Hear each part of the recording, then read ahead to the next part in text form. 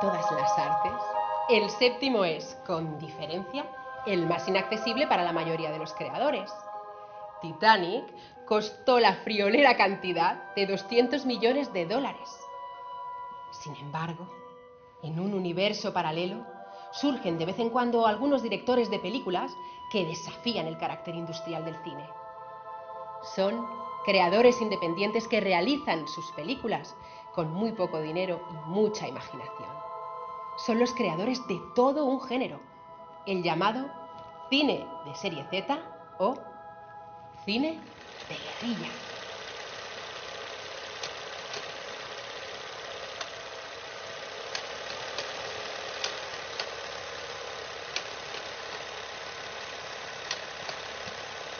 A ver, el cine de serie Z de alguna forma se engloba en producciones independientes y pequeñas a veces, engloba lo que se llama la serie B.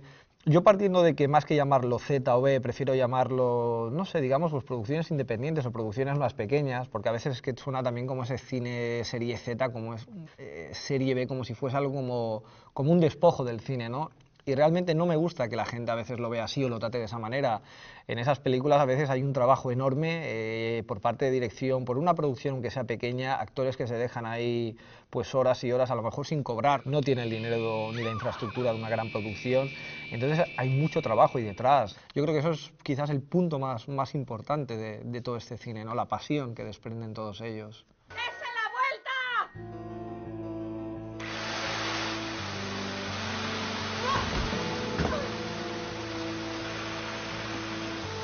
Al igual que cuando veo una película de 2 millones de dólares o 2 millones de euros, o sea, rápidamente adapto el chip a esa película, ¿no? O sea, hay que tener claro que no es lo mismo estar viendo una película de 1,5 millones de dólares a una película de 150 euros, o sea, eso hay que tenerlo claro.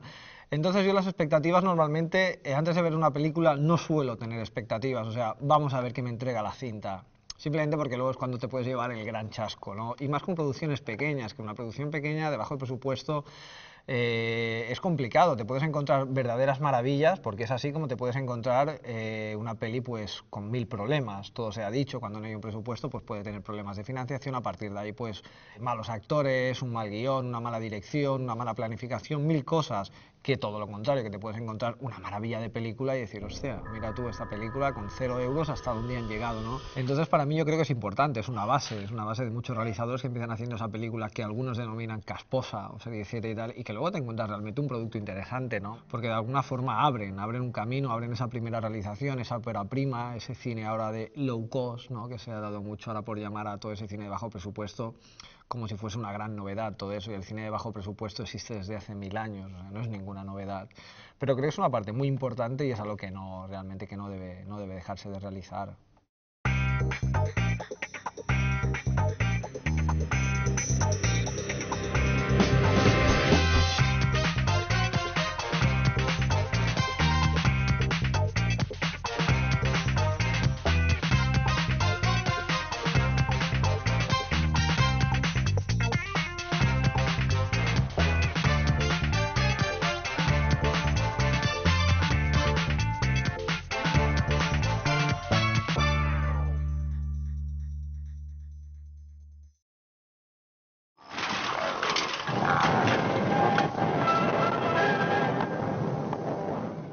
Desde que era pequeño, que tengo conciencia o un poco de recuerdos de mi infancia, que son más o menos a partir de los 3 años, ya quería hacer películas. El primer persona que me motivó y que quería ser yo, dedicarme al mundo del cine fue Bruce Lee, cuando vi El Fuego del Dragón en cine. Y entonces quería ser Bruce Lee porque yo pensaba que los actores tenían poderes o algo así, era como él, ¿no? Más que el cine, yo soy de la generación videoclub. Es decir, yo no fui hasta el cine hasta los 8 años, un poco más temprano que Paul Rader, ¿no? Que fue hasta los 17, pero yo hasta los 8 años no vi El Oso en el cine. Y claro, tampoco me interesé mucho porque cuando ves una película con un contexto didáctico en el colegio es como esto. A mí no me interesa esto, yo quería ver pelis de Chuck Norris, de Van Damme, de Schwarzenegger. Entonces todo esto lo veía a través del videoclub. Sábados por la tarde, con mi padre íbamos a alquilar las películas que te interesaban más, ¿no? Y ahí es donde veías el mundo, ¿no? Todo el mundo que no podías ver, de tu casa al colegio y de tu casa a la habitación, veías que podías ver pelis de James Bond, pelis de coches, pelis de artes marciales, y ahí es un poco, bueno, pertenecemos a la generación del videoclub, mucho metemos nosotros, ¿no? Yo empecé a querer hacer películas pues como en el año 82. Yo tenía 4 años y fui a un cine de verano con mi hermano a ver Tiburón. Y yo en aquella época todavía no terminaba de entender bien qué era una película, ¿no? No tenía muy claro la diferencia entre un documental y la ficción. Entonces salí aterrorizado del cine porque acababa de ver a un tiburón comerse a un montón de gente. Entonces le dije a mi hermano, ¿pero qué ha pasado aquí? ¿Esto qué es? ¿Esto es legal? ¿Esto qué es? Y mi hermano me explicó, no, todo esto es mentira, estos son actores, son gente que se finge, el tiburón es de mentira, todo es de mentira. Y yo dije, yo quiero hacer esto. Yo quiero hacer mentiras muy grandes y que la gente se las crea. El cine en sí que me hizo decir, wow, yo quiero poder hacer esto, fue el cine de ciencia ficción aventura de los años finales de los 70, 80, incluso algo de los 90 también, tipo Golpe en la Pequeña China, Los Gremlins, Regreso al Futuro, Indiana Jones. Este es el cine que a mí me dijo, wow. Pues eso fue cuando tenía unos 13 o 14 años, leyendo la biografía de John Carpenter. No sé, leí que él había hecho cortos de siendo adolescente y tal, y dije, ay, también quiero. Y fue ahí más o menos. Tardé, o sea, a los 13 lo quise, pero hasta los 15 no pude hacer el primer corto en single 8. Yo fui a ver a otros que lo hacían, al Centro Excursionista de Cataluña, que aún existe en la calle Paradís de Barcelona, y a la agrupación fotográfica que también existe en la antigua calle Duque de la Victoria, que ahora se ha cambiado el nombre de la calle. Pues allí los viernes se hacían sesiones de cine amateur en que los socios pasaban sus películas, que normalmente eran películas suyas, de excursiones que hacían. Y entonces allí, pues yo veía lo que hacían los demás y yo tenía muy poca edad, tendría 12 como mucho, 14 años, y me cogía envidia de no poder hacer lo mismo, claro, porque eran gente de dinero. Toda la cuestión esta de cinema era cara. Hay dos momentos que marcan mi interés por el cine. El primero, que es el que supongo que debe tener todo persona interesada en el cine, es de pequeño. Mi padre le gustaba mucho el cine y me infló a películas de videoclub, y las que más recuerdo son Reanimator, Critters, Un hombre lobo americano en Londres, a películas de este tipo, ¿no? De ciencia ficción, de terror y tal. Y me marcaron mucho y me marcaron todos los sueños de infancia. Cuando iba al cine de pequeño y veía una película, me pensaba que el actor lo era todo, ¿sabes? Pero entonces vas creciendo, haces 14, 15, 16, 17 años y te das cuenta que no, que ahí detrás hay todo un equipo, hay una fotografía, un sonido, pero hay alguien que lo maneja todo.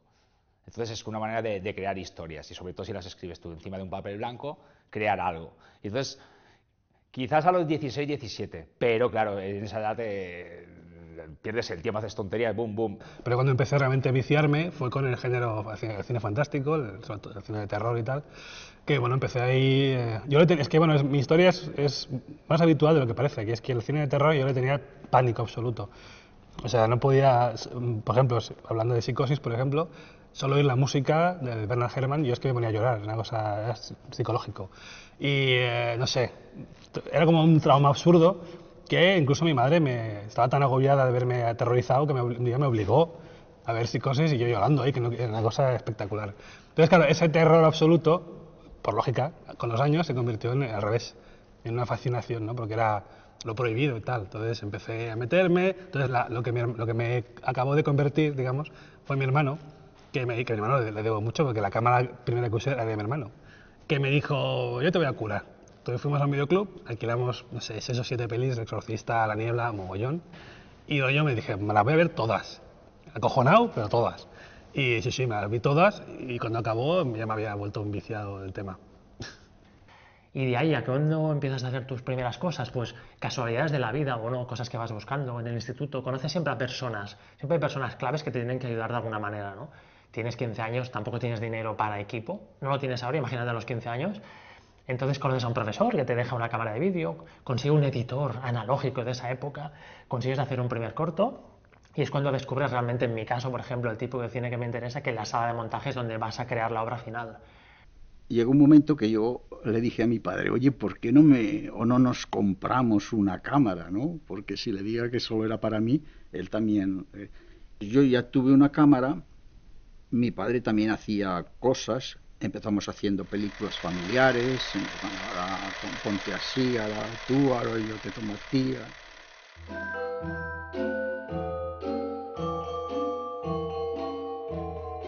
En primer no buscamos ningún tipo de subvención porque ya sabemos que desde el momento en que es una película tan poco presupuesto y ya nos va a costar unos 3.000 euros que es solo la auditoría para que nos den la subvención, no tenía ningún sentido porque luego el 25% de esos 9.000 euros son los 3.000 que te gastas en la auditoría y era una tontería. No pensamos en ningún momento buscar subvención. El tema de las subvenciones es ridículo. O sea, tú ahora, por ejemplo, necesitas 1.000.000 de euros para hacer un proyecto, pero tú tienes que tener 500.000 de euros. Para que o sea, ellos solo te dan el 50% si tú demuestras que vas a tener el otro 50%. Entonces, claro, es como, no, es que quiero una novia pero ya tengo una. Entonces, si tengo una, ¿para qué quiero otra? Entonces es una tontería, porque si tú necesitas dinero es porque no tienes dinero. Pero para pedir una subvención tienes que tener dinero. No buscamos ningún tipo de subvención a la hora de hacer los maravillosos. Por dos razones. No, por una. Era muy complicado. La única vez que he intentado pedir una subvención, que fue con el proyecto que estaba preparando antes de mí, nos cansamos antes de presentar los papeles, porque era infernal. Ni la tengo, ni la he pedido, ni espero tenerla, o sea, me da igual, no, porque es que es absurdo, ¿para qué? ¿Para robar más dinero a la gente? Ya roba suficiente a los demás. No, es que precisamente la palabra cine independiente es independiente de todo. Es decir, en el momento que ya dependes de alguien, esto no puede ser cine independiente, aunque te den 1 euro o 1.000.000. Cine independiente es ir cine de guerrilla, coger tus cámaras, es decir, está muy bien el otro tipo de cine, yo no reniego, pero yo sé que mi tipo de cine no lo iban a subvencionar y sobre todo que no quiero estar pendiente del papeleo, de la burocracia y sobre todo no necesito que alguien me diga que puedo hacer una película que ya tengo pensada hacer. No, es que nunca he pensado de pedir ninguna. El cine se aguanta porque el Estado da unas subvenciones con las cuales las hace independientemente de si la película gana 100 o gana 0. Y yo lo que más ridículo encuentro es que si alguien, digamos, ya colocado dentro del mundo del cine, vamos a ver, Pedros, Alejandros y tal, si piden una subvención, una vez que le han recuperado el dinero, ¿por qué no devuelven esa subvención? Y entonces quizás otras personas que están empezando pueden aprovechar ese mismo dinero. Sería como siempre se moviera el mismo dinero. Pero te hacen películas ya como Torrente, no sé qué, y de repente el Estado, toma, 2 millones de euros. Devuélvelos. No has hecho caja este primer fin de semana, no has recaudado 10 millones, ¿vale? Devuélvelos. Y a lo mejor que puede estar siempre girando el mismo dinero. Es que no encuentro la lógica de ahora se los queda al otro. Es politiqueo, es puro politiqueo. Cuando haces cine amateur no quieres montar una industria de cine, quieres dirigir tu película. Y ya bastante tienes con todo el trabajo de organización como para además tener que meterte en el embrollo burocrático de busca por internet todas las subvenciones, entiende todas las subvenciones, cumple los plazos, asume lo que te piden, o sea, gástate una pasta antes de tener el dinero y después espera que te den la subvención. Si te la dan. Si te la dan, no casaba, el sistema de subvenciones no casaba con cómo queríamos hacer la película. Yo tenía un amigo mío que decía que las subvenciones le producían dolor de cabeza, a mí me producen úlceras.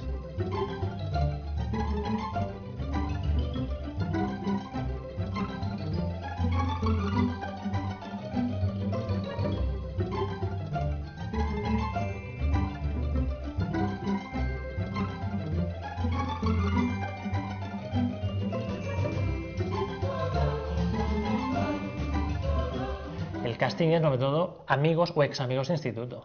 Sobre todo siendo conscientes, mucha gente viene de teatro, es decir, alguien que realmente no quiera seguir la cámara no la vas a obligar. Pero alguien que sabes, bueno, también conocer las personas, ¿no? Es un poco, dicen que ser cineasta tienes que ser psicólogo también, ¿no? Es decir, tienes que ser todo, madre, padre, psicólogo, estar todo el día encima de todo el mundo. Y de cara a hacer el guión sí que tienes pendientes como, bueno, esta persona me puede dar bien, ¿no?, este rol.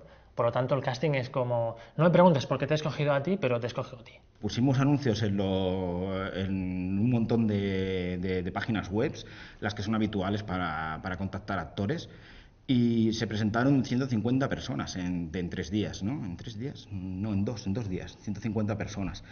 para los dos papeles principales. Ponle más o menos unas 65 chicas y unos 75 chicos. Yo tengo una manera peculiar tanto de escribir el guión como de hacer el casting. A veces, o sea, creo el personaje porque ya lo tengo. O sea, me ha pasado conocer a algún actor, alguna actriz que sé que puede disponer de él y entonces crear un personaje a raíz de él. Y aquí lo que me pasó fue más o menos esto. Que yo tenía unas chicas que conocía, unos personajes que conocía, y entonces creé los personajes a raíz de ellos. O sea, digamos ahora por problemas económicos no puedo escribir un guión y decir voy a buscar a Altosar o no sé qué, sino mejor, pues tengo a Paco tal, pues sé que Paco tal puede hacerme este personaje. Casting, ¿eso qué? No, casting ni nada. O sea, casting es... ¿te gustaría hacer una película? Sí, vale. ¿Mañana qué tal? Uf, que tengo resaca, pero bueno, vale. Nada, lo hacemos en 1 hora corriendo y te vas, vale. Y así es como va. El proceso de casting fue muy rápido porque Amaya Reyes yo ya la conocía de proyectos anteriores, somos muy amigos y es una actriz fantástica y aunque Juanjo y yo no lo decíamos mientras escribíamos el guión, sabíamos desde el segundo uno que estábamos escribiendo el personaje para Amaya. Y Chema Coloma, que es el que interpreta al novio, pues también es amigo mío y nunca había trabajado con él, me apetecía y así fue tan sencillo como eso, no hubo proceso de casting ninguno, sencillamente llamé a Maya y le dije, he escrito un guión, léetelo y a ver si te parece bien. Y le gustó, gracias a Dios, porque si a lo mejor si a Maya no le hubiera gustado el guión, a lo mejor no se me hubiera ocurrido otra actriz para sustituirla. El casting fue un no casting, digamos que no hubo casting, de hecho. No Otra vez casting. volvemos a, vamos a hacer lo que podamos hacer. Tenemos una serie de colegas con los que trabajábamos, unas series de amigos aficionados al teatro con los que hemos trabajado habitualmente, y lo que hicimos fue crear un personaje pensando en ellos. Es decir, Lluís Altés, el actor que hace de Thor, es un personaje así que le gusta mucho la chulería, aparentar y tal, ¿no? Pues le hicimos un personaje acorde con este. Por ejemplo, en el caso de Mariona, la actriz que interpreta a Jenny, ya desde el primer momento teníamos clarísimo que iba a ser ella, porque hizo una gran prueba y dejó bastante alto el listón. Y en el caso de Sergio Bernal, que interpreta a Carlos, pues yo era el único realmente del equipo que decía al 100% que quería que fuese él. El resto, el director de casting y algunos otros más del equipo decían, bueno, no estoy seguro, pero yo me dejé guiar por mis instintos y por las tripas y dije, tiene que ser Sergio. Richard Collins estaba haciendo anuncios por la televisión, juntamente con otro actor que no recuerdo el nombre, pues decía, pues uno de estos dos me iría bien. Y yo me inclinaba incluso por el otro, porque Richard Collins era el guapo, ¿no? Y el otro no tanto. Es curioso que yo como no sabía quién, porque es que Richard Collins me parecía demasiado guaperas, o sea, pasarse demasiado, porque ya en Balcázar me dijeron, es que este tío tiene una cara de americano. Esta cara de americano. Pero yo le encontraba demasiado. Entonces, va y se lo dije a mi padre a ver para pedirle consejo. Y mi padre me dice, aquest, home, aquest. Bueno, sea el guapo, pues el guapo. El único amigo que tenía muy dispuesto, le propuse si quería ser el prota, ¿vale? Porque era el único que sabía que iba a estar disponible siempre. Casualmente este amigo era muy tímido y muy así, entonces él me dijo, vale, yo salgo, pero que no se vea mi cara y no quiero hablar. ¿Vale? Entonces eso ya condicionó el personaje. Entonces la idea original era simplemente quedar mi amigo y yo con alguien un día, grabar una escena, un encuentro entre los dos personajes y luego otra y otro y sumar pues una especie como de sketch. Lo que pasa es que cuando ya teníamos un poquito hecho, amigos míos empezaron a ver lo que había, les gustó, entonces todo el mundo se quería apuntar. Yo también quiero salir, yo también quiero salir. Entonces la trama se fue complicando, entre comillas, porque no es nada complicada, hasta que la cosa pues se alargó a 50 minutos insufribles. El propio Richard Collins me trajo una vecinita del piso porque dice que estaba dispuesta a desnudarse en la ducha. Y era muy bonita. Y entonces, bueno, vino y verdaderamente era guapita. Y sí, era muy libre. Se convence a gente para trabajar contigo así sin cobrar y sin nada, buscando gente que esté igual de loca que tú por el cine. Bueno, no se trató tanto de convencer, sino de proponer, porque en el momento en que la rodábamos todos éramos bastante jóvenes, bueno, más o menos lo seguimos siendo, y yo les proponía rodar un largo. En aquel momento, en el 2008, pues no se hacían tantos. La gente pues no fue convencerle, sino proponerle y encontrar a la persona adecuada para cada rol. El equipo técnico era muy fácil de distribuir porque era yo y yo, ya está. No había ninguna persona más. Y el equipo técnico lo mismo. Si están tan locos como tú y dices, oye, quiero hacer una película con estas características y son cosas que ellos habitualmente no hacen en su trabajo remunerado, pues lo van a querer hacer, les va a apetecer. Pues mira, nunca he hecho una película que se desarrolla solamente en un decorado y además un decorado. Me interesa el desafío, cómo voy a iluminar esto, cómo, no sé qué. Si queda bien, luego eso me puede abrir las puertas para conseguir otros trabajos. Una cámara, yo, un actor o dos y nadie más que moleste.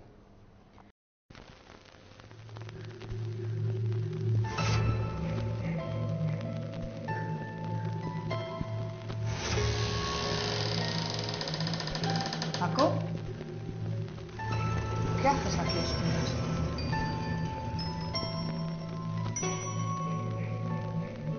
Dime, ¿qué te pasa? No te reconozco. Últimamente no eres el hombre con quien yo me casé. Estás tan frío conmigo. Ya no me hablas, no me cuentas nada. ¿No te habrás enamorado de otra mujer?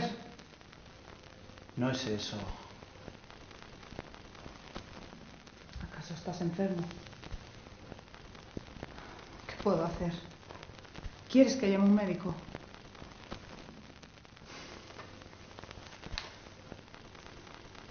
He encontrado esto debajo de nuestra cama. Las vampiras, el hombre con rayos X en los ojos, el vengador tóxico. ¿Qué hacía esto debajo de nuestra cama? No lo entiendo.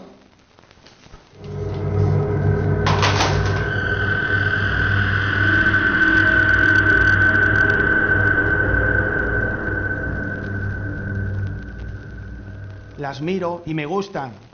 Soy un friki.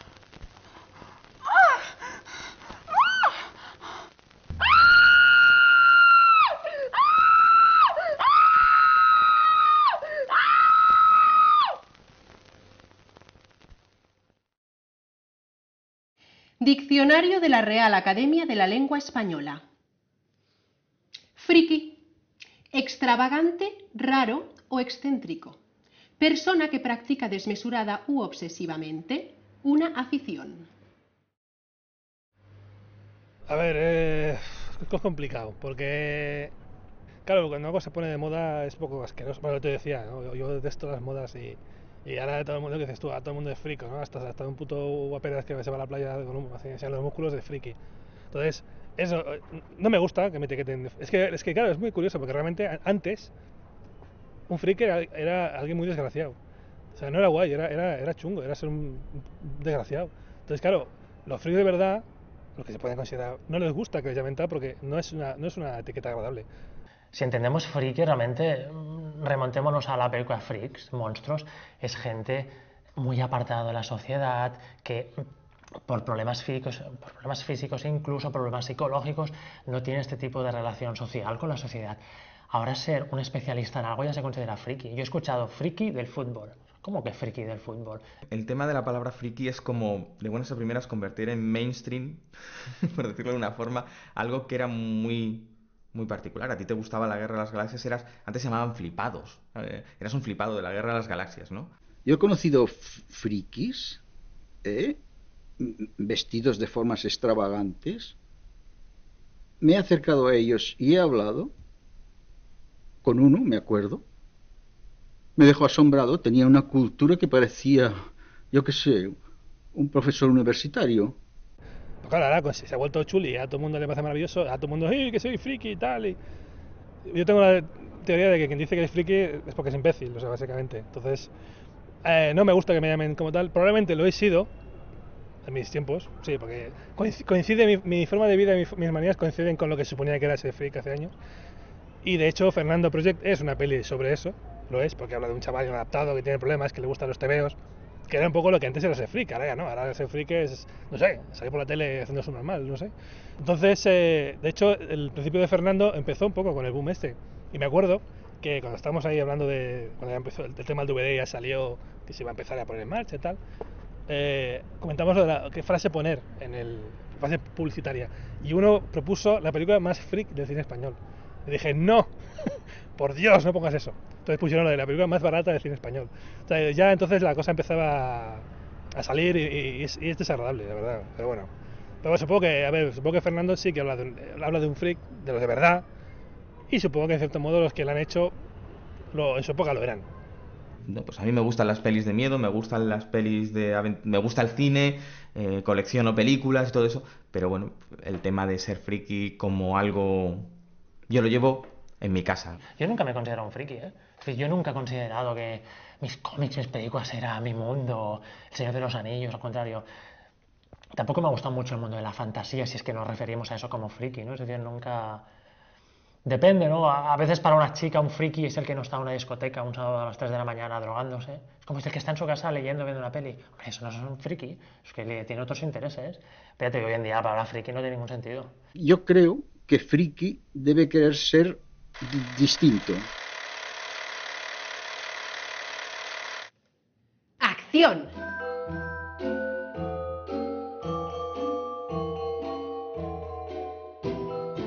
El plan de rodaje era cuando puedes, más o menos es eso. Y quien vea La Ladronera verá que la primera mitad son conversaciones telefónicas. La pregunta no sería qué dificultades encontrasteis durante el rodaje. La pregunta sería qué facilidades encontrasteis durante el rodaje. Claro, es que estábamos muy limitados. Es decir, si utilizamos el plano contra el plano es porque no teníamos otra cosa.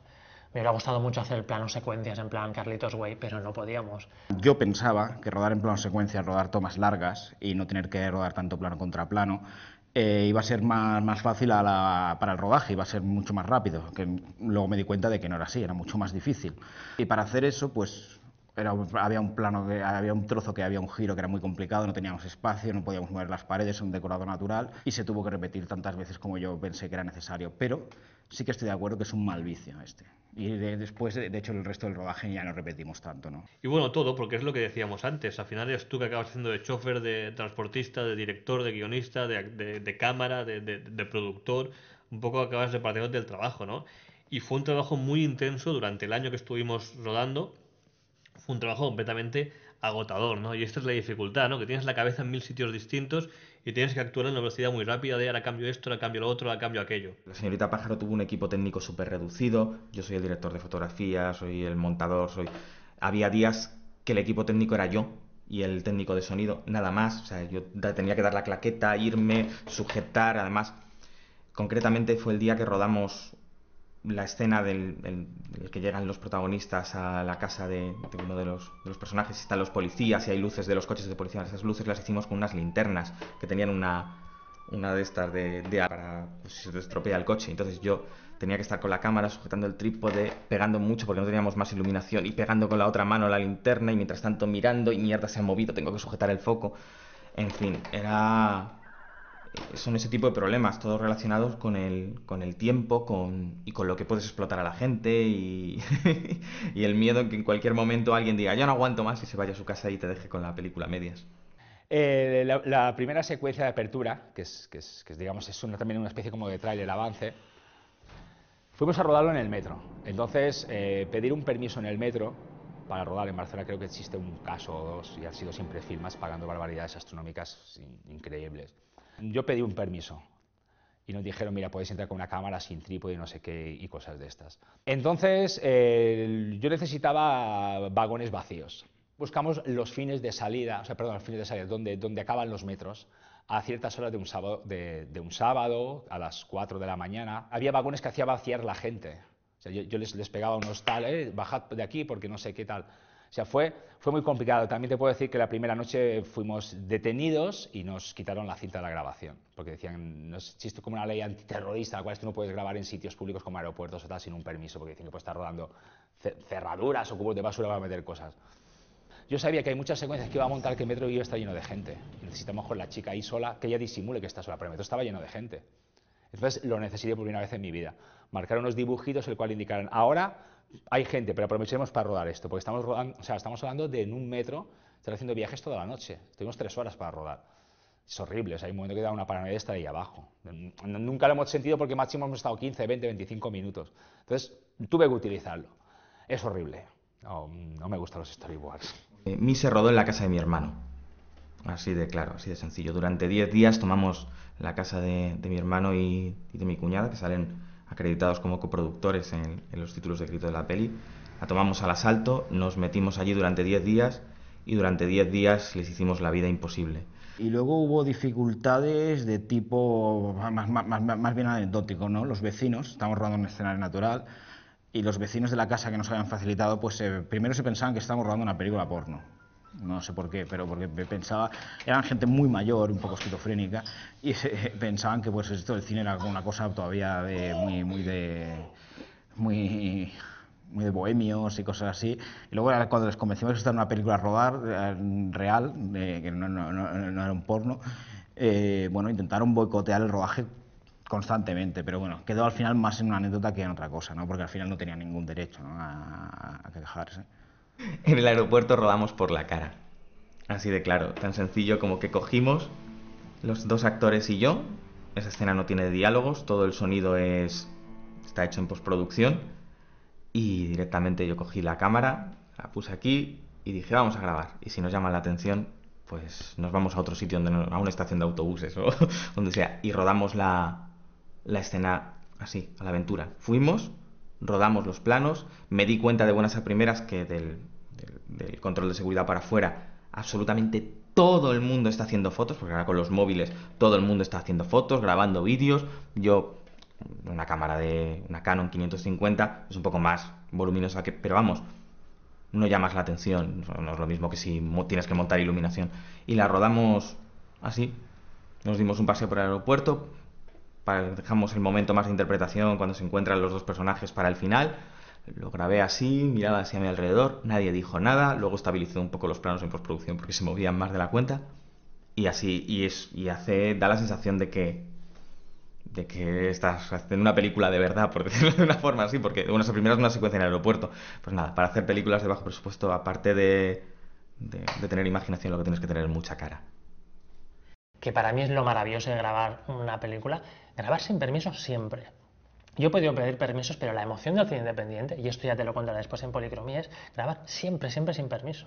Que hay sitios en trenes y ciertas localizaciones que nunca te van a dar permiso, o te lo van a dar al cabo de 2 meses. Yo en 2 meses ya lo he grabado, no me hace falta tu permiso. Otra cosa es que yo te la líe en la calle con focos y tal, pero a grabar un plano que hace una persona corriendo entre coches, el problema es el tuyo, que no te quede bien el plano. Es decir, no tienes que pedir permiso a nadie. Yo animo a que todo el mundo haga películas en la calle. Había un camino vecinal que hacía un poquito de pendiente. Y yo pensé, pues 4 o 5 mutantes que además iban con las máscaras aquellas de silicona, con el sol que hacía, aunque todavía era mayo, pero sudaban la gota gorda. Pues iban empujando el coche por la pequeña bajada y pensé, 4 o 5 tíos, pues lo que pasa en las películas, que aguantarán. Pues no, porque se ve que un coche pesa como cerca de 1 tonelada, porque empezamos muy bien y al cabo de un rato veo que lo sueltan, veo que el coche se va bajando y aquí a la derecha estaba el despeñadero y suerte que se fue por la izquierda, por la parte del terraplén de la subida y dio la vuelta de campana. A veces teníamos que grabar con una chica en un sofá de su casa, la conocías muy poco. No me veía yo trayendo a gente aparte. Utilizábamos un micro también de botón, se lo poníamos. En este caso eran los planos de teléfono, de planos telefónicos. Sabía que el plano iba a ser muy corto, la intención es que no se viera el micro de botón, nunca utilizamos pértiga. Entonces yo utilizaba 1 o 2 focos o los que pudiera y a partir de la escena y de los decorados que tenía o de las paredes hacía rebotar la luz de cara a que quedara bien. O sea, básicamente si queda bien en pantalla va a quedar bien. Nos planteamos el primer fin de semana rodar la escena de Estrella Matutina y no podemos porque Alfonso se va a la playa. Y oye, se va a la playa el chaval, ha trabajado de lunes a viernes, es camionero, y el chaval se quiere ir a la playa el sábado normal. Pues ese sábado tenemos que rodar otra escena. Entonces, así sobre la marcha. Pasa que me encuentro, digamos, en Cementerio me encuentro con el primer problema digamos, de mi vida en esto. Porque, por ejemplo, cuando yo había rodado antes con María Valverde y tal, fue diferente. Porque vente un día, pasamos el día juntos y luego te vas y no pasa nada. Pero cuando ya es un rodaje de un largometraje, necesitas más días. Entonces me encontré con bastantes problemas. Primero con los managers. Y en segundo fue que en pleno rodaje, pues una de las actrices me dijo que se tenía que ir a Madrid. Claro, cuando tú tienes pedido todo el material durante 30 o 40 días, alquilas unas furgonetas, unas localizaciones, todo un equipo que van a estar contigo trabajando, y de repente te encuentras que tienes que parar el rodaje, pero claro, entonces viene lo que yo llamo de la improvisación del director. No tenemos medios, pues tienes que improvisar. Entonces tuvimos que cortar cosas. Digamos, del plan de rodaje. Y son cosas que luego yo las veo, igual vosotros no os dais cuenta, pero yo las veo y digo, buah. Y quizás el primer... O sea, yo aprendí mucho con esta película porque me di cuenta de que llegamos a un límite, los directores, que o tienes dinero o no lo hagas. Y ahí es cuando te encuentras la pregunta esa del millón. ¿Continúo o me paro? Cuando tú vas subiendo de nivel, esto es como una montaña, cuando quieres subir los 8.000 metros, hasta los 2.000, 3.000 respiras bien. Luego ya tienes que empezar tienes que echar a lo mejor oxígeno y todo. Y ahí la verdad es que a mí fue el momento que me dije, vamos a hacer un replanteamiento de ¿seguimos o no seguimos? Evidentemente he seguido. Tenemos un reparto de actores que los queremos muchísimo, pero son amateurs, no viven de esto. Y de repente nos llega una chica actriz que se gana la vida con esto, que ha salido en multitud de series nacionales, que quiere participar en el proyecto. Entonces, claro, volvemos a lo del guión, dijimos, bueno... Hay que meterla, hay que meterla en el guión. A esta hay que meterla como sea. O sea, tenemos una actriz que puede llorar. O sea, le decimos llora y llora. Esto hay que explotarlo. Hay que ponerlo, y le decimos llorar. Le decimos llorar.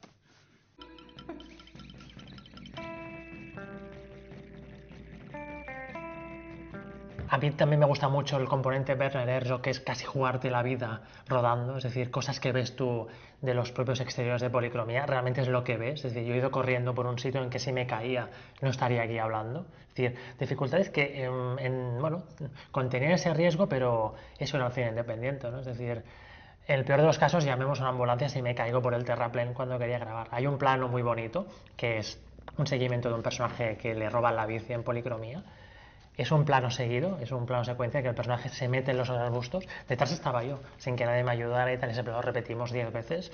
Nos caímos, nos hicimos hecho polvo, es decir, un desgaste físico brutal. Pero tenemos un plano muy bonito, es un plano muy físico. Ves que el personaje aparta árboles y ves que el cámara de atrás tiene que hacer lo mismo. Es como cuando ves un skater que hace una virguería, pero la cámara que está detrás está haciendo lo mismo. Por lo tanto, es este riesgo de obtener, no digo cierta verdad, porque insisto, todo es mentira en lo que estamos hablando, pero sí esta verosimilitud de esto se ha hecho de verdad al menos. Este personaje se ha caído, este personaje ha sufrido, no estamos haciendo una snuff movie, pero casi. Es decir, este personaje se ha dado un golpe, este personaje tal, es como, esto se nota cuando lo ves en pantalla. Nos vamos al polígono este en el que hacemos el tiroteo. Y nos pasó que vino la Guardia Urbana y vio a 4 tíos con pistolas pegándose tiros. Claro, igual en Nueva York hubiera habido un pollo considerable, sobre todo con las pintas que llevas. Pero aquí, como más o menos conocemos a todo el mundo, pues el Guardia Urbana nos saludó, ¿qué hacéis? Haciendo el friki aquí un rato, vale, no pasa nada, ¿no? Quizás ese también es parte de conocer el terreno, conocer a los actores que hay en el terreno, nos permite un poco facilitar el rodaje, que es lo que buscábamos al final. ¿Cómo llenar una sala de cine en el Festival de Sitges cobrando entrada y con tan solo el presupuesto de las cintas de vídeo?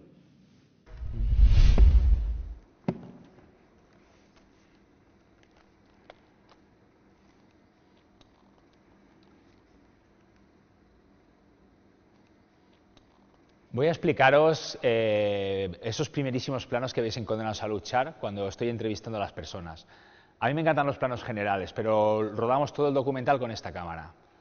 Entonces, por el tema del sonido, como no teníamos percha ni teníamos nadie, yo lo que hacía era más o menos tener esta distancia con los actores, que es más o menos los 2 palmos que suelo utilizar yo para coger el sonido bien. Curiosamente, todo el documental fue grabado con esta cámara, hicimos que el sonido, o sea, fuera perfecto. Yo los cogía así más o menos y les hacía hablar. Y aquí está pues el truco el cual siempre digo que el documental pues nos costó 10 o 15 euros, que fueron los que costaron las cintas. Esto era más o menos lo que os quería contar.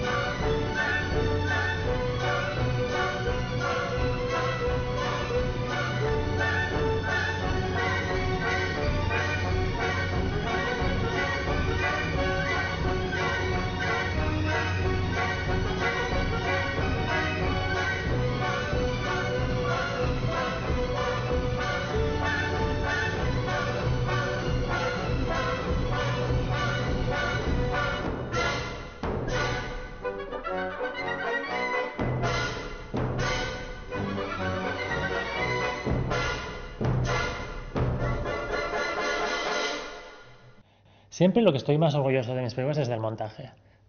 Es donde la película o se cae, o funciona, o luce, porque todo lo anterior, a ver, naturalmente todo tiene que tener su proceso, el guión debería estar bien, los actores deberían estar bien, pero el montaje es como, bueno, voy a salvar cosillas o no, puedo mejorar. Y cuando estás contento de cierta secuencia que ha quedado muy bien en un montaje, y dices, hostia, ha valido la pena. En el caso del montaje, cuando yo escribo el guión, ya tengo el montaje claro. O sea, hay momentos que hasta lees mi guión y en paréntesis te explica esto va a ir así o va a ir así tal.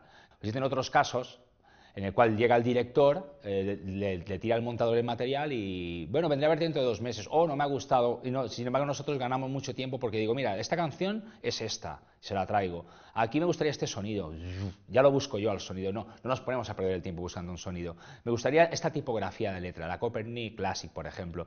Entonces, él es como un cocinero y yo soy, digamos, el que le consigue todos los ingredientes para cocinar. Y más o menos le digo, a mí me gustaría que cuando acabes la paella le tires un picadillo de rúcula, que le va a dar un puntito en el horno. Si tú das buenos ingredientes y el cocinero es bueno, te comes un buen plato. Yo tengo una película, pero es muy mala, no creo que tenga ninguna salida, no sé. Enséñamela, me dijo, enséñamela, déjamela ver. Entonces la vimos en proyección, me parece, y en Moviola o en Visionadora. Cuando la vio en proyección me dijo, això el que necessita és un muntatge, porque claro, como yo montaba estilo amateur, cortando siempre, porque si cortaba mal, allí ya había un empalme, o sea, lo hacía, y claro, los planos me salían largos por temor a que saliese, o sea, no había copión. El montaje es lo que más disfruto porque creo que es una cosa que a todo el mundo le pasa más o menos. Porque el montaje es cuando estás dando forma y a veces incluso puedes cambiar totalmente la peli, la haces como si fuera nueva, y el montaje es muy divertido. Ahora también, según con qué montes, porque yo monto con un programa de mierda y a veces es un poco coñazo. La primera parte de que la película también me quedaba solo de 1 hora y pico y hube de alargarla. ¿Cómo lo alargué? Pues de una forma delirante. A mí se me ocurrió que la NASA enviaba cohetes a buscar al hombre perseguido por un ovni. ¿Dónde encontrar material de la NASA? Pues me voy al consulado de Estados Unidos.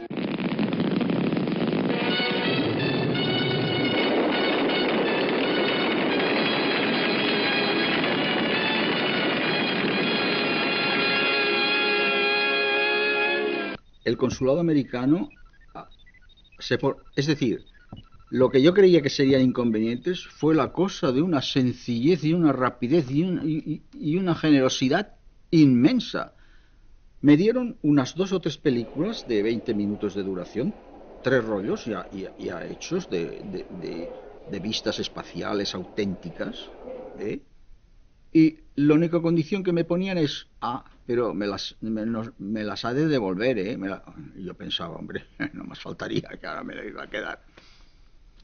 Pues entonces va y me las dejaron. En el laboratorio, mejor dicho, yo en casa las vi.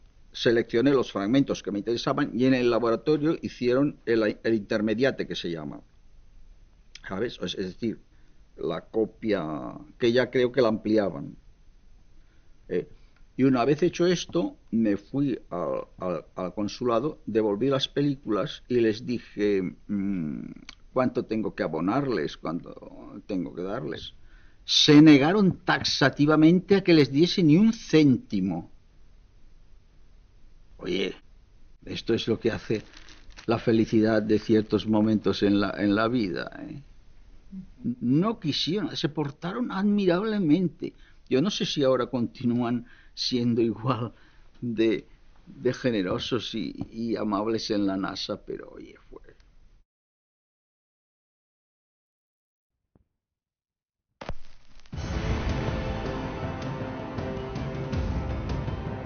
La banda sonora de la película es una de las cosas con las que más problemas se suele tener a la hora de hablar de derechos de autor, ¿no? Para empezar a hacer una película bien, sin un duro es imposible, porque todo lo que sale en la película tiene derechos de autor, hasta las bambas que lleva el actor tal, el cuadro que sale de fondo y tal. Nos pasó con un corto, el segundo corto que hicimos, haces lo típico que hace todo el mundo cuando empieza a hacer cortos, que es coger una música robada. Robada quiere decir coger un disco que tienes en casa y ponerla en tu corto que se ve en 2 festivales. Pues nos llamó la discográfica y nos dijo, o retiráis el corto o os ponemos una multa. Tranquilo, ya retiramos el corto, no te preocupes, no vivimos de esto. Desde entonces nunca más hemos vuelto a robar una canción. A mí me da mucha fuerza visual el poder utilizar, por ejemplo, a Edith Piaf. Y no poner un organillo de un amigo mío que dice, hago bandas sonoras y te pega un cartel en la escuela. Porque me haría daño a mi propia peli. No sé, sería como si tú tienes una niña y la vistes fea, porque no puedes vestirla bien. Claro que me gustaría poder disponer de un buen compositor, pero claro, es que es como disponer de un buen actor. Son cosas en las cuales ahora no puedo. Y yo, sinceramente, mientras pueda, utilicemos la palabra robar, una música para hacer que una secuencia sea mejor, la voy a seguir haciendo. Ahora bien, el día que tenga un problema significará que la cosa me ha ido bien. Entonces, ojalá tuviera problemas, ojalá me llamaran y me dijeran, oye, ¿por qué me robas canciones? Pues significaría que mi corto ha hecho ruido en algún sitio. En el caso mío, por ejemplo, yo escribo siempre con música. Y cuando ruedo una escena, nunca ruedo una escena si no sé si va música o no va música. En el caso del tema de Philip Glass, cuando estaba escribiendo las escenas de sexo de la película, estaba escuchando esa música. O la había escuchado justo hace un momento. Entonces ya desde la escritura ya estaba viciado con ese tema. De manera que incluso lo llegué a utilizar en el rodaje. Y en el premontaje también, en el montaje final también, de manera que cuando David Abadía, el compositor original, me muestra su trabajo, que claro, él también lo siguió bastante fielmente, ¿no? Intentando ofrecerme algo parecido, pero yo ya estaba viciado con esa música, ya me había enamorado del theme track ¿no? que había utilizado, y ya no podía ver la película de otra manera. Entonces, como al igual que con los derechos de la película, quería hacerlo todo por lo legal, me puse en contacto con los agentes de Philip Glass. En el caso de Arturo Staltieri, que también tenía que pagarle derechos, él me los cedió gratuitamente. Y en el caso de Philip Glass, pues hubo que pagar una pequeña cantidad. Pero es que para mí el cine independiente es precisamente... Amo tanto estos autores, tantas canciones, que necesito que estés en mi película. Es más, mi película no va a ir a ningún sitio. Es decir, nosotros el de la pasamos en Sitges con tropecientas mil canciones y nadie nos ha dicho nada. La primera peli de Pedro Almodóvar, Pepi Lucibo y otras chicas del montón, está cogiendo a Almodóvar sus vinilos, poniéndole, y esta peli se ha distribuido en DVD, Almodóvar es un peso pesado, nunca ha pasado nada. Se va a ver en 2 o 3 festivales de cine independiente, es decir, ya damos por hecho que las músicas nos las merecemos por nuestro esfuerzo. Otra cosa es que yo me ganara la vida y vamos, me lucrara con la película, me hiciera millonario, entonces me vendría el señor de Supertramp, oye, me has utilizado la canción, dame lo mío, pero en Nedelore es que ni me lo planteaba, no me lo planteo ahora, imagínate, hace 12 años. Para Los Maravillosos hicimos 2 cosas. Una fue buscar a gente de Creative Commons, buscar a gente que ofrece su película bajo licencia, su canción bajo licencia Creative Commons de diferentes formas, y nos pusimos en contacto con ellos igualmente. Oye, queremos utilizar tu canción, no hay ningún problema, y montaron un concurso. Tú me cedes tu música para utilizarla en mi película, yo no te pago nada. Otra cosa es el señor que proyecta la película en su cine, se gana la vida vendiendo el DVD o lo que sea. Ese sí que tiene que pagar sus cánones a la SGAE o a quien sea. Nosotros como directores tenemos la película cedida, para hacer la película lo podemos utilizar. facilita el trabajo un 1000%. O sea, te ahorras problemas, duermes tranquilo, lo has hecho todo bastante legal y no podemos... Y es un error pensar que la música que es Creative Commons o que no está sacada en disco es peor que la que sí que está sacada en disco. Es absolutamente mentira. Porque lo mejor de la película es la banda sonora. Otra cosa es ahora. Tienes más contacto con el autor, con internet, incluso le puedes pedir, ¿me dejas tu canción? Yo incluso tuve tratos con grupos de ahora, de grupos más de música indie, entonces tienes un trato más directo. Pero antes, ¿cómo voy a hablar yo con Roy Orbison si está muerto? ¿Cómo voy a hablar yo con Blondie si está en los Estados Unidos? Es más, ni siquiera me voy a interesar. O Supertramp, o Mike Oldfield, esta gente me ha acompañado durante el proceso del guión. Esto tiene que estar. Es una película bizarra y única que no se va a hacer nunca más. O sea, tú empiezas la película, ya te digo, ya hay temas de Supertramp, de Roy Orbison, de Blondie, canciones maravillosas. Y digo, es que esta película necesita de vuestros servicios. El proceso de doblaje es muy curioso, porque por intermedio de Siol obtuve un precio mejor que el precio que me daban en La Voz de España, que La Voz de España es el sumum del doblaje, incluso ahora son una empresa de una exactitud, una pulcritud en el doblaje impresionante, pero de un precio notorio. Todo el conjunto, 500.000 pesetas. Claro, eran de entonces, pero era barato, porque incluía doblaje, incluía bandas de sonido por aquí y por allá, bandas de trucajes, todo, y mezcla. Y lo hicieron muy bien, todo perfecto. La mezcla, como dice, es el problema que os surgió. Al hacer la mezcla, me encontré con que el sonido era todo igualado. O sea, como si el mezclador de sonido, como el ingeniero de sonido, no hubiera subido o bajado o matizado o valorado las 3 o 4 bandas. Y quedaba un sonido, ya digo, muy fatal. Entonces me dijeron que es que el ingeniero de sonido era sordo. Y claro, yo pensé un día, pues este chico se habría de haber retirado. He venido a hacerte una visita. No podías haber escogido peor momento. Te dije que no vinieras. Te veo congestionado. ¿Qué pasa? ¿Estás mal? ¿Te ha dejado pasar? ¿No has visto al policía en la entrada? ¿Policía? Muy bien se mezcló. El sonido queda muy bien. Incluso ahora se oye bien. Al cabo de los años, aquello que pierden, no habían ruidos de fondo, no había... Esto estaba muy bien valorado. Caray. Es que me lo han dicho, ¿eh? No es porque quiera fardar.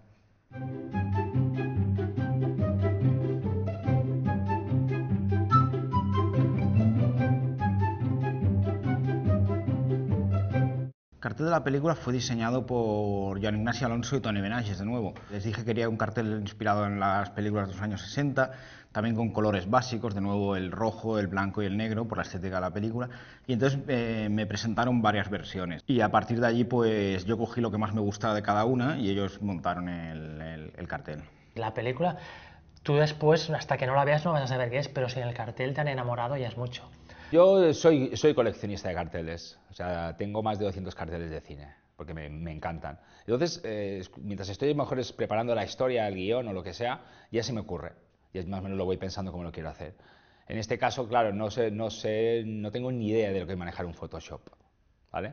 Entonces, tengo un amigo que es Dani Moreno, que tenemos una gran amistad, y él siempre ha estado implicado, digamos, los últimos 2 años en crear los pósters míos. Pasamos las mañanas en su casa, tomamos café y vamos creando desde... Yo más o menos le marco las 4 ideas y él es un genio en esto y tal. Y esto más o menos lo que somos, cómo creamos los pósters. El cartel de mí lo diseñó una gran amiga mía que se llama Marta Anaís García, que es una fantástica ilustradora y diseñadora gráfica. Estuvimos mirando pósters de películas de los años 70 y tal y cual, y vimos que ese tipo de patrón de amarillo y negro se repetía en algunos, y era un color que resultaba incómodo y mejor que el rojo y el negro, que ya están más asimilados, y a la gente pues le choca, ¿no? Yo que he visto que alguien coger la película en la FNAC y quedarse mirado, y es evidente que es por por la portada, por el póster, no por otra cosa. La carátula del DVD es un dibujo de cómic hecho por Javier Jordán y todos los personajes fueron diseñados por David. Y pensamos que una película de cómics debería tener una portada dibujada, ¿no? No sé si debía, pero nos apetecía. Y hicimos esta portada que la verdad es que es muy llamativa y llama mucho la atención. Podríamos haber hecho alguna foto súper guay, súper chula y tal, pero pensemos que, bueno, era un guiño más y la verdad es que la quedó muy chula. Hay que decir que la impresión de la carátula no es la mejor impresión posible y los colores salieron un poco mal, pero pedimos perdón al artista Javier Jordán desde aquí.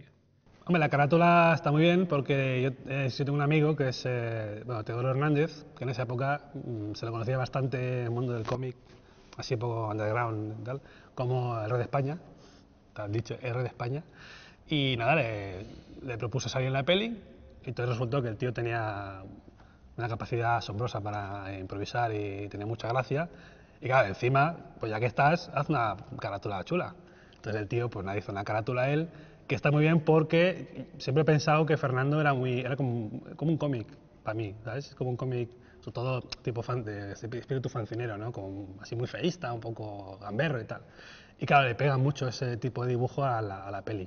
Lo que pasa es que la anécdota es que cuando salió a la venta el DVD en un comercial muy famoso, la pusieron en infantil por esa portada. Entonces, claro, un colega mío fue y dijo, no, aquí no, que en la película hay tacos y gente que matan y tal. Y nada, tuve que cambiar la sección de pelis raras, que no quede nadie. El cartel de la película fue una idea conjunta del distribuidor Fuster y un poco mía. Yo al distribuidor Fuster le dije, mire, lo que estoy seguro que atraerá mucho al público es un buen platillo volante, bien grande, que se vea bien. Entonces él me hizo caso, puso el platillo encima y como iba a su rollo de comercial, destape y tal, pues puso las chicas bajando del espacio y la cara de él espantada mirando. Y una cosa buena que hizo el dibujante que yo no creía que hiciera es que alrededor del platillo le puso una especie de atmósfera rojiza, ¿no? Esto lo hizo muy bien.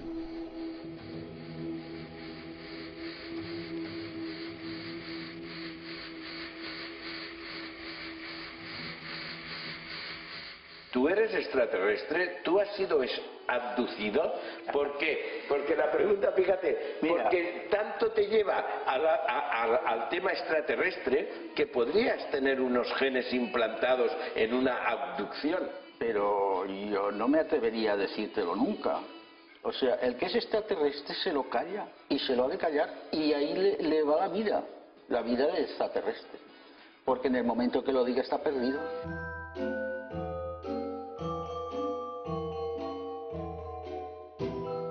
Condenados a luchar es un homenaje a la gente que he encontrado que es igual que yo. Y claro, en el mundo ahora somos 7.000 millones de personas y cuando conoces 12 o 15 que son igual que tú, que han perdido alguna chica por un sueño, que han dejado a su familia, que han perdido una hipoteca, cosas así, te dices, ostras, me pensaba que era único yo, ¿no? Y resulta que hay otros locos. Si fuera feliz escribiendo una novela, lo haría. Si fuera feliz pintando un graffiti debajo del río, lo haría. Soy feliz, preparando la película, intentando que quede bien. Y sobre todo, de hecho, cuando soy feliz de verdad es cuando veo las películas. Es decir, soy mejor cinéfilo que cineasta. He visto muchísimas películas, no haré tantas. Sigo luchando cada día, porque es una lucha diaria, una lucha de 24 horas al día. Porque, como hemos dicho antes, es desde que era pequeño. Desde que tengo uso de razón, pues siempre he querido hacer esto. Y entonces para mí es más que un hobby o otra cosa, es el sueño de mi vida. Entonces, pues nadie vende el sueño de su vida. Lo que me mantiene vivo es hacer películas. Entonces todo lo demás es accesorio. Entonces, si yo no estuviera haciendo películas, estaría muerto. Me habría dado una depresión de caballo y me habría tirado por una ventana. El tiempo que me queda libre, pues no lo dedico a viajar por el mundo, lo dedico a hacer películas. Así que es tan sencillo como eso. Yo vivo, esta mierda la vivo 24 horas al día, o sea, todo el día. Está en la cabeza, estoy haciendo lo que estoy haciendo. Sí, yo me doy cuenta de que cada vez que salgo de casa, casi siempre acostumbro a ser para algo. Hoy vengo para esto, mañana voy para no sé qué, una proyección, pasado para hablar con alguien sobre no sé cuánto.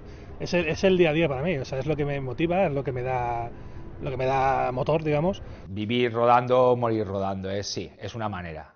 O sea, coges el metro y ves planos y ves, sí, no sé, yo creo que igual, si esto no acaba bien, creo que acabaré en un psiquiátrico, sí. Es una manera de vivir muy extraña, la verdad es que muy extraña. Estás todo el día pensando en lo mismo. A ver, yo creo que todos los que hacemos cosas así, creativas o tal, hay necesitas hacer esa cosa que te haga sentir como que ya he llegado hasta aquí y, no sé, tengo ya algo que decir, mira, esto lo he hecho yo. ¿Vale? Entonces Fernando, en mi caso, fue eso. Me quitó un peso de encima porque dije, vale, ahora ya he dejado esto, está este DVD, todo el mundo puede verlo, pueden decir que es una mierda, que es maravillosa, me da igual. Pero me dio como más libertad para experimentar otras cosas. Y la famosa anécdota de que gracias a Fernando eché un Kiki. Y fue además que es el primero, o sea que... Entonces le debo mucho a Fernando Project y al DVD de Manga Films.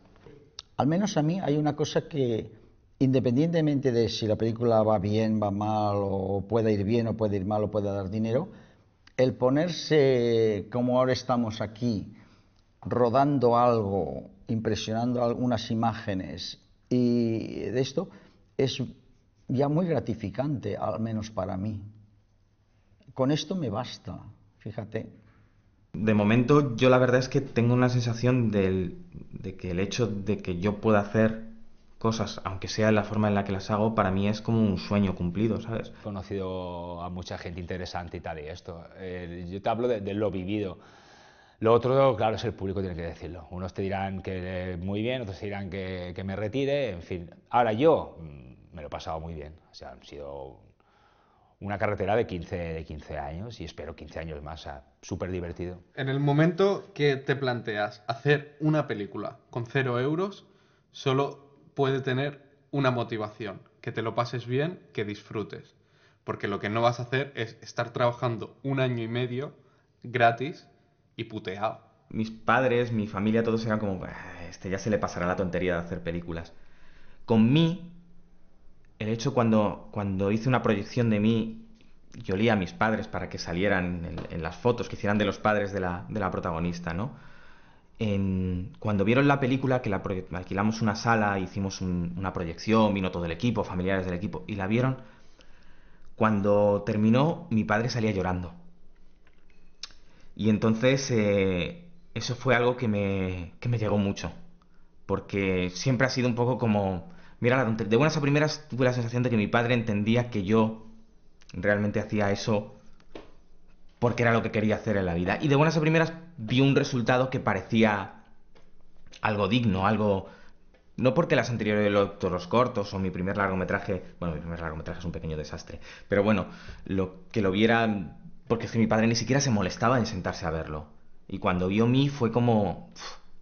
Y cuando haciendo la señorita Pájaro, haciendo la postproducción de la señorita Pájaro, tuvimos un pequeño problema de salud de mi madre y tal, que estuvo ingresada en el hospital y yo iba a verla al hospital y mis padres me decían, ¿qué haces aquí? Vete a terminar la película. Entonces era como, ¿pero qué está pasando? De buenas a primeras tienes la sensación de que por fin te entienden. Es lo que te decía, si yo pienso que la cosa más obscena del mundo es tener libertad y no aprovecharla. O sea, a mí toda esa gente que te puede hacer cortos amateurs y imita las películas comerciales, a ver, me parece muy bien que hagan lo que quieran, pero a mí me parece muy triste. No porque no me guste el cine comercial, al revés, es el que me gusta. Es porque yo no tengo, o sea, yo tengo una libertad que puedo hacer lo que me salga de los cojones. Me puedo saltar la lógica, me puedo saltar la narrativa, me puedo saltar la calidad, lo que dicen los libros. Y si no lo haces, tío, estás desaprovechando esa libertad, que es la única ventaja que tienes sobre Spielberg, es esa libertad. Él te hará todo lo que quieras, pero esa libertad no la tiene, tú sí, es lo único. Pues tío, sácale partido, prueba, experimenta, haz locuras y total, ¿qué más da si sale mal? Tampoco es tu sustento. Yo soy de la opinión que si ahora que yo me estoy autoproduciendo, que al único al que le tengo que dar explicaciones de por qué hago las cosas de una forma u otra soy yo mismo, si no hago lo que me sale de las narices, ¿cuándo lo voy a hacer?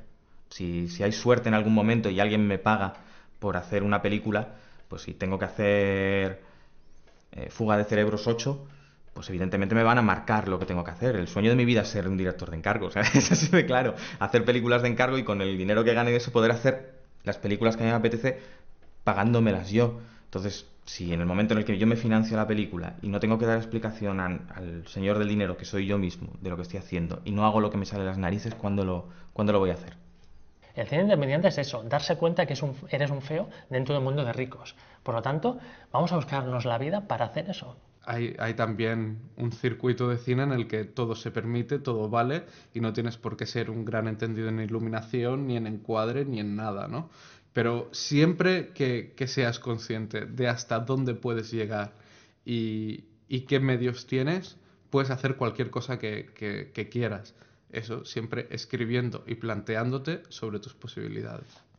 Para aquella gente que esté viendo este documental y que es gente interesada en el cine, que quiere introducirse o que quiera empezar con este cine de presupuesto cero, yo creo que lo primero es no obsesionarse con llegar a ser algo en esta industria, porque no sé si hacer un largo o hacer un corto es el camino para llegar a ser algo en esta industria.